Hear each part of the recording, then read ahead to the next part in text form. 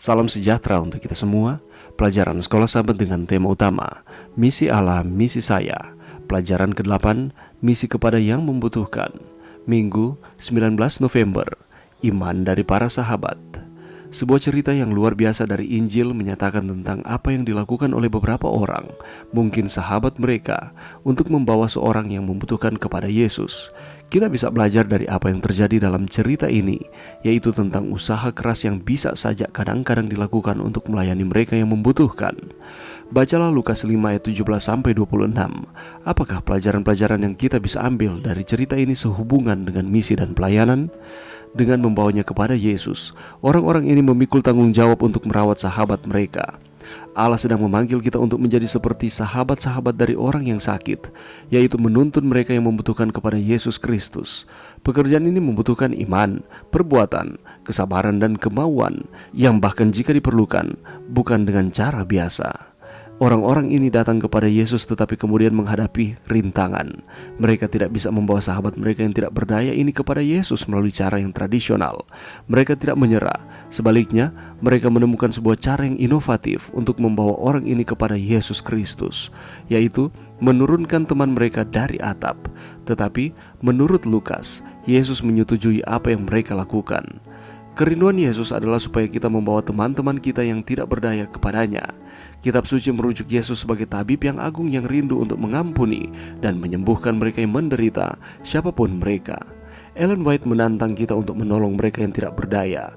Jangan menunggu untuk diperintah supaya melakukan kewajibanmu. Bukalah matamu dan lihatlah siapa yang ada di sekelilingmu.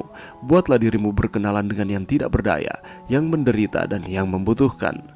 Jangan sembunyikan dirimu dari mereka. Dan jangan mencoba untuk menutup diri terhadap kebutuhan mereka. Siapa yang bisa memberikan bukti-bukti yang disebutkan dalam Yakobus, yaitu yang mengaku memiliki agama yang murni, yang tidak dinodai dengan cinta diri atau yang tidak korup? Siapa yang benar-benar mau melakukan dengan segenap kekuatan mereka untuk mengambil bagian dalam rencana keselamatan? Testimonies for the Church jilid 2 halaman 29. Yesus sendiri menunjukkan bagaimana menolong mereka yang tidak berdaya dan memanggil kita untuk melakukan hal yang sama. Pertama, kita menjadi teman mereka, kemudian kita belajar tentang kebutuhan mereka, dan pada akhirnya kita menuntun mereka kepada Yesus yang merupakan satu-satunya pribadi yang bisa menolong mereka. Inilah yang dilakukan oleh orang-orang tersebut dalam cerita ini. Kita harus melakukan hal serupa dalam situasi apa saja yang kita temui. Bantulah orang untuk dituntun kepada Dia, satu-satunya yang bisa menyelamatkan mereka, yaitu Yesus. Saat ini, siapakah yang ada di sekeliling Anda yang membutuhkan pertolongan?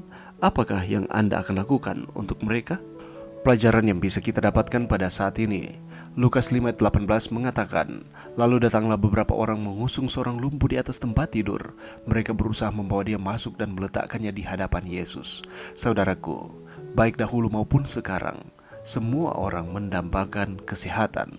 Ketika mendengarkan ada orang yang dianggap bisa melakukan penyembuhan, orang sakit pun berbondong-bondong meminta pertolongan. Dan pada waktu itu mereka mengetahui bahwa Yesus dapat menyembuhkan. Ada 4 orang yang menolong temannya yang lumpuh itu memiliki keyakinan yang serupa kepada Yesus bahwa mereka mengetahui bahwa Yesus dapat menyembuhkan akan teman mereka.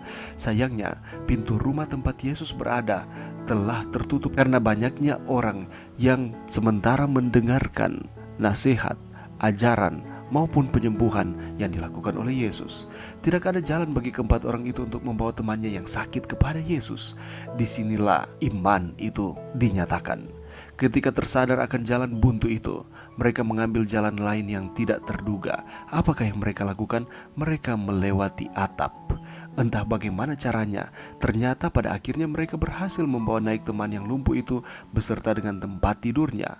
Atap pun dibuka dan mereka berhasil menurunkan teman yang sakit itu tepat di depan Yesus. Solidaritas 4 orang yang digerakkan oleh iman ini telah menggugah hati Yesus.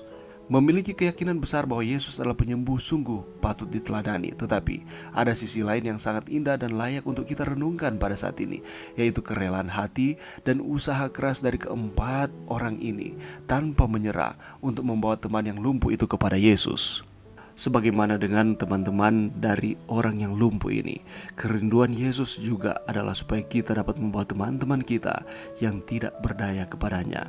Firman Tuhan juga menyatakan bahwa Yesus sebagai tabib yang agung yang rindu untuk mengampuni dan menyembuhkan mereka yang menderita, siapapun mereka. Itulah sebabnya bagi kita yang telah mengetahui akan firman ini, mari kita mengambil peran seperti keempat orang ini.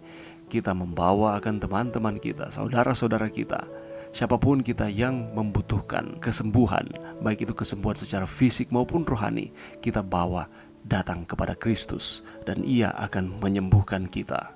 Oleh sebab itu, apa yang harus kita lakukan? Janganlah kita menunggu untuk diperintah untuk dapat melakukan akan setiap kewajiban kita. Mari kita membuka mata kita, lihatlah siapa yang ada di sekeliling kita.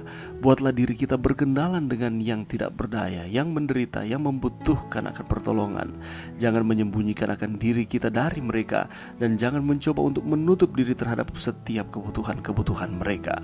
Yesus sendiri menunjukkan bagaimana cara untuk menolong mereka yang tidak berdaya yang ada di sekeliling kita. Yang pertama, mari kita menjadikan mereka teman kita. Kemudian, mari kita belajar tentang apa saja kebutuhan-kebutuhan mereka.